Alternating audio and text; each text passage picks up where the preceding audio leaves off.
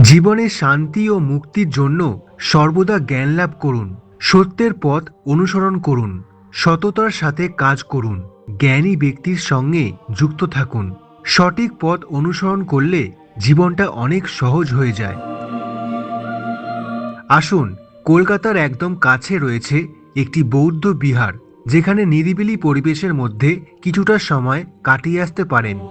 কলকাতার অনেক বৌদ্ধ মন্দির আপনাকে দেখিয়েছি এই চ্যানেলে, না দেখে থাকলে দেখে নেবেন, লিংক দেওয়া আছে ভিডিওর ডেসক্রিপশানে।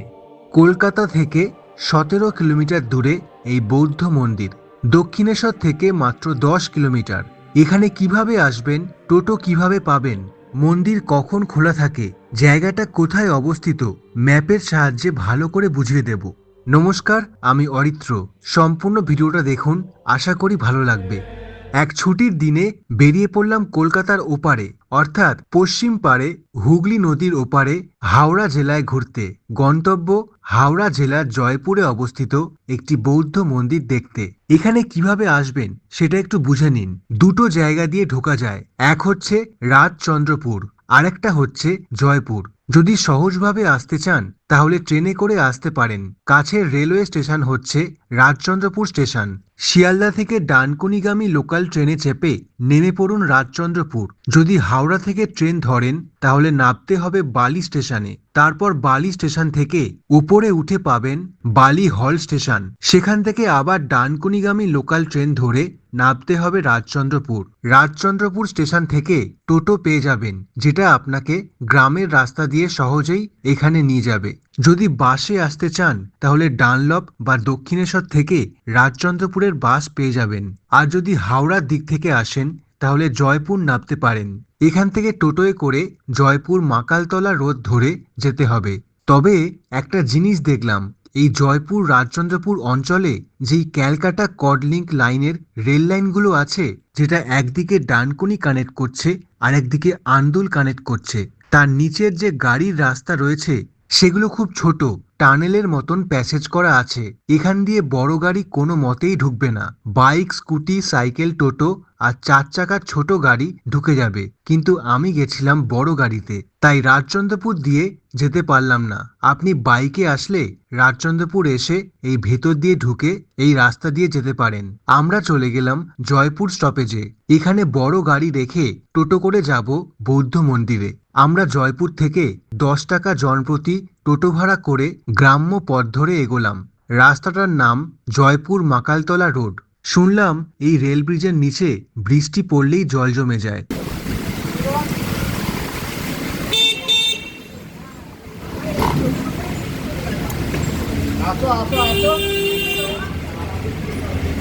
এই জায়গাটা হচ্ছে দক্ষিণ জয়পুর হরিসভা তলা। এখানে গ্রামের অনেক অনুষ্ঠান হয়ে থাকে, এছাড়া দুর্গাপুজোও হয়।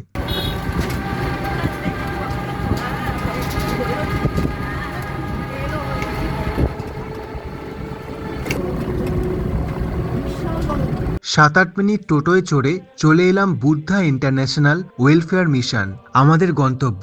আপনি বাইকে আসলে এই নামটা দিয়ে সার্চ করলে ম্যাপ দেখে অনায়াসেই চলে আসতে পারবেন। নিরিবিলি সবুজে মোড়া গ্রামের চিত্র, তার সামনে অবস্থিত এই বৌদ্ধ মন্দির। পশ্চিমবঙ্গে আনাচে কানাচে অনেক বৌদ্ধ মন্দির ছড়িয়ে আছে, এমনকি আগের বছরেই দেখিয়েছি কলকাতার বিখ্যাত কিছু বৌদ্ধ মন্দির। মায়ানমার বুদ্ধিস্ট টেম্পল থেকে Japanese Buddhist temple, Chinese Buddhist temple, যেগুলো অনেক পুরনো, কোনোটা 50 বছরের, কোনোটা 100 বছরের। তবে হাওড়া জেলার জয়পুরে এই বৌদ্ধ মন্দিরটা বেশি দিন হয়নি তৈরি হয়েছে।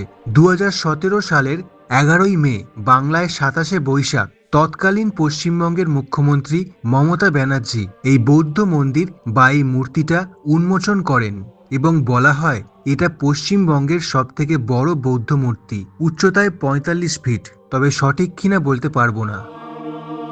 দেওয়ালে একটি চিত্র খোদাই করা আছে, দেখানো আছে গৌতম বুদ্ধ ছোটবেলায়, অর্থাৎ যখন তিনি সিদ্ধার্থ ছিলেন, রাজপ্রাসাদ থেকে বেরিয়ে রথে বসে আছেন। সামনে তার সারথি, যার নাম চান্না। সিদ্ধার্থ রথে চড়ে 4টে দৃশ্য দেখেছেন: একজন বৃদ্ধ ব্যক্তি, একজন অসুস্থ ব্যক্তি, একটা মৃতদেহ আগুনে পুড়ছে, আর একজন সন্ন্যাসী।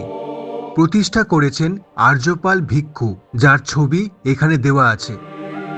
পাশে ছাদে যাওয়ার রাস্তা রয়েছে, চলুন উপরে যাই। ফেলতে হবে, বিশাল গরম। এখানে কিছু বাধা নিষেধ দেওয়া আছে দর্শনার্থীদের জন্য। মন্দিরের সামনে অন্যের কাঁধে হাত রেখে কথা বলা অশালীন আচরণ। মূর্তির সামনে টিকটক রিল বানানো নিষেধ। এখানে দাঁড়িয়ে সিগারেট বিড়ি খাওয়া বারণ। উপর থেকে চারিদিকটা দেখুন। শোনা যায় এই মন্দিরের জমিটা আগে চাষিদের জমি ছিল, তারপর বাইরে থেকে লোক এসে এখানে বৌদ্ধ মন্দির বা বিহার তৈরি করেছে। বৌদ্ধ পূর্ণিমা এবং আরো কিছু অনুষ্ঠানে ভিড় হয় এখানে।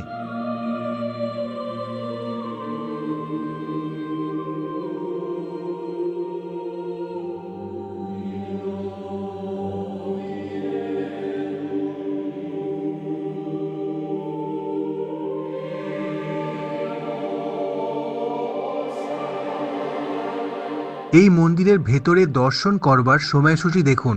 সকাল 7টা থেকে বেলা 12টা, আবার বিকেল 3টে থেকে রাত 8টা, মাঝখানে বেলা 12টা থেকে বিকেল 3টে পর্যন্ত বন্ধ থাকে।